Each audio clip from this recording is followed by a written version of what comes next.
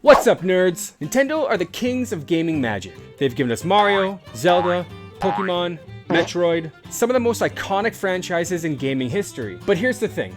For every Nintendo original, there's a copycat lurking in the shadows. Some are harmless tributes, some are really good, and others, they look like someone tried to trace Mario on a piece of wax paper. So today, I thought it'd be fun to dive into the most blatant Nintendo ripoffs ever made. Some are official games from big-time developers, some are random bootlegs. So let's get on with it.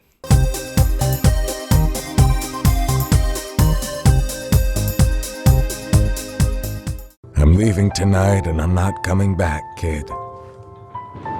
My fate is tied to a monster from the depths of time. Oceanhorn. We've got to start with one of the most famous ripoffs, and that's going to be Oceanhorn. Clearly, this game was heavily influenced by The Legend of Zelda Wind Waker. You've got sailing, you've got dungeons, you've got puzzles, even the same calming ocean music vibe. It's not a terrible game, in fact, it's actually pretty good. And the reviews, it also reviewed very well. But playing this game makes you feel like you're at a costume party, where someone's dressed as Link, but the good value brand. The wildest part is that some critics even called this better than The Legend of Zelda. What? Oceanhorn is basically what you get when you ask for Zelda on your smartphone and Nintendo says no. Like stupid people, even you.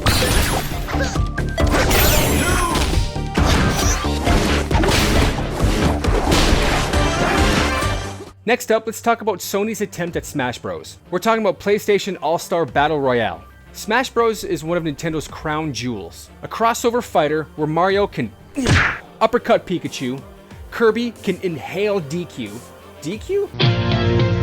Dairy Queen, the original you'll never forget. Kirby can inhale DK. It's pure Nintendo video game madness. And of course, as Sony does, they wanted to try to harness that madness. They wanted to try to harness that magic. And instead gave us a game where Nathan Drake fights Kratos while Sackboy throws cardboard at you. I mean, it's PlayStation, it's Sony. The characters in the game are iconic.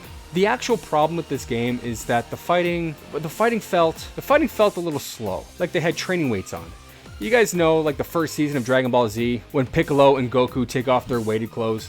It's like that, except but without any skill. All right, stop your mumbling. I've heard enough of this trash. Huh? Piccolo! I didn't know that you trained with weighted clothing. Yeah, you're not the only one. And instead of classic KOs, you use super attacks. And this is where things kind of go off the rails. No matter how much damage you did to the other player, if you didn't land your super move, nothing counted. Imagine doing all the work in Mario Kart and then someone tells you that you can only win by throwing the blue shell. Now, the game by all means was not unplayable, and I'm sure that a lot of people out there really enjoyed the game. It's not a bad game. But it was missing that spark that makes Smash Bros so legendary, and the fact that Smash Bros has gone on to this iconic franchise, and the PlayStation All-Star Battle kind of just fizzled out. It's kind of like, now think of a karaoke song that you absolutely love. Technically it's there, but just something feels wrong. Now, let's drift into the world of Mario Kart ripoffs. Introducing Nickelodeon Kart Racers.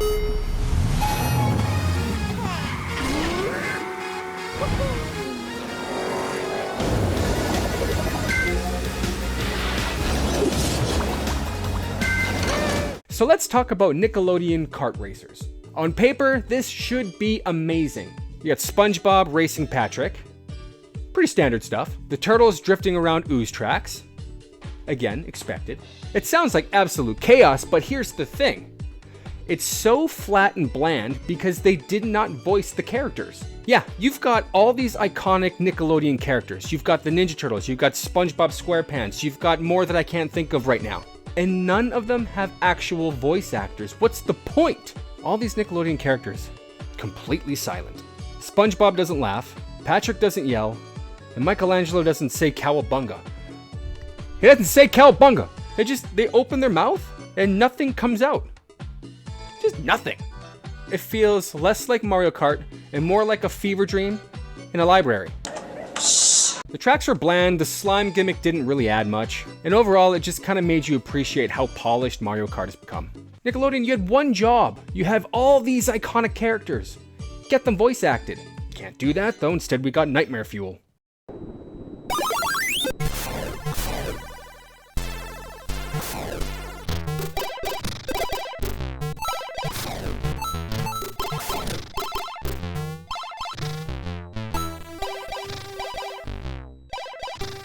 Oh, you guys are in for a treat with this one.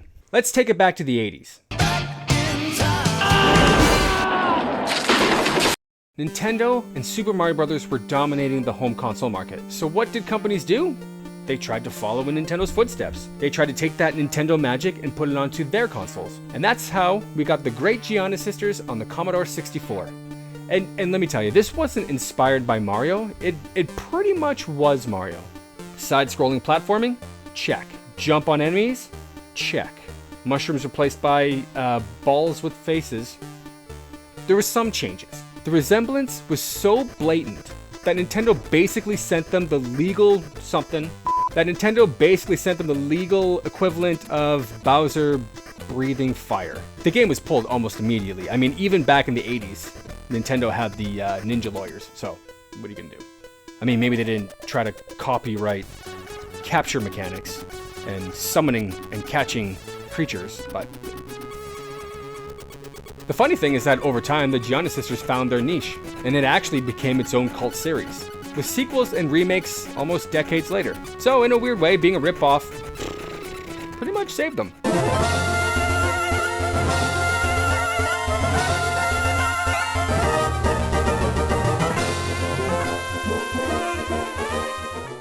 Now what's a ripoff list without bootlegs? I tell you, there isn't one.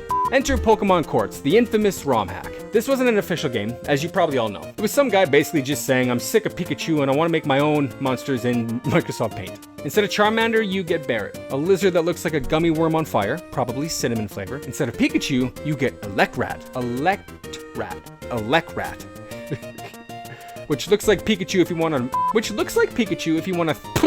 if you went on a 3-day bender. The game technically works, but the monsters... once you see them, you can't unsee them. I'm glad I can put that curse upon you. It's like Pokemon in an alternate timeline where everything sucks.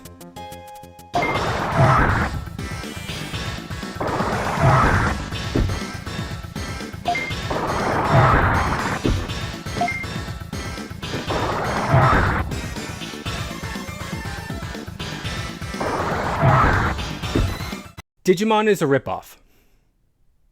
I don't want to hear it. I want to specifically talk about Digimon World. Listen, I know there's a ton of Digimon fans out there, and I'm not discrediting the franchise. The games are great. The whole lore, the whole thing's great. They kind of also ripped off Tamagotchi. Let's be real. The timing of Digimon's rise in the 90s, it wasn't coincidental. It's also slightly suspicious. Now, how is it the same as Pokemon? Well, let's break it down here. Monsters that fit in your pocket? Check. Evolution? Check. Card battles? That one's not on the nose, I'll give you that one. Pokemon cards? Check. Digimon was basically my cousin Keith. He was the edgier version of me. He wore a leather jacket and thought he was an adult when he was 12. Answer this question. What is the most unattractive male first name in the English language? Keith. Now, what are the differences between Pokemon and Digimon World? Well, your Digimon could transform into a fire-breathing dragon, which sounds familiar, or it can turn into a poop monster.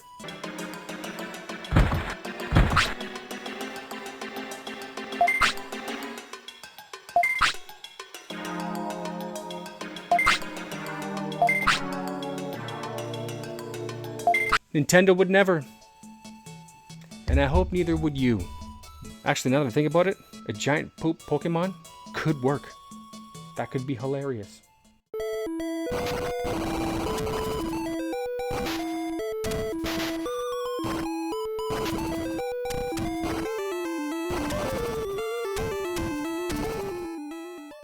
You guys ever hear of Kart Fighter? Because I never did. Not until I started writing this video anyway. This was an unlicensed NES game that took the Mario Kart characters and shoved them into a battle royale. So instead of racing, Peach can throw Hadoukens, Luigi can uppercut Bowser, Mario can spam fireballs just like in Street Fighter. Is this like Mario Kart or is this like Smash Bros? Or is it like Street Fighter? This is the king of ripoffs. I don't even know what it is. Anyway, the controls are a mess, the animations are choppy as hell, and it looks like it was coded in a gas station bathroom. That's a visual you don't want. Gas station bathrooms.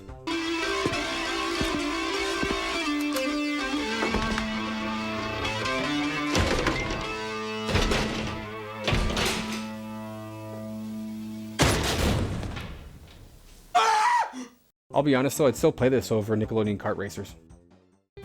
And there you have it. That's it. The end of the video. Congratulations. You get nothing. Nothing.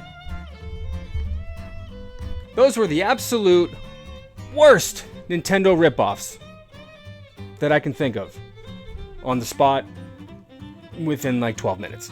From Oceanhorn's wannabe Legend of Zelda to bootleg Pokemon that looked like they were drawn by my 6-year-old.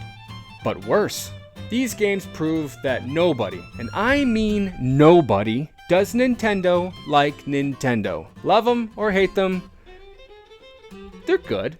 Which ripoff do you think should have made the list? Make sure you comment that pick down below in the comment section so that we can all argue and get into fights. If you guys put enough comments in here, maybe we'll do a part 2. I don't know. Let me know what you think. And if you're hungry for more, why don't you click the video right here and we can keep the party going. Thank you guys so much. I appreciate you. And all that stuff that we talked about before. About all that stuff. Games. We'll do that again. Subscribe!